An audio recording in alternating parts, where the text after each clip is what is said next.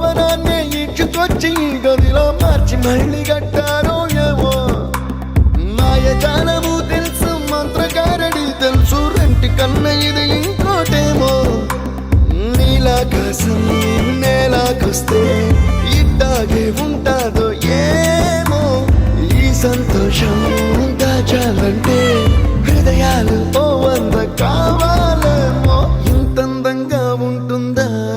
ఈ లోకం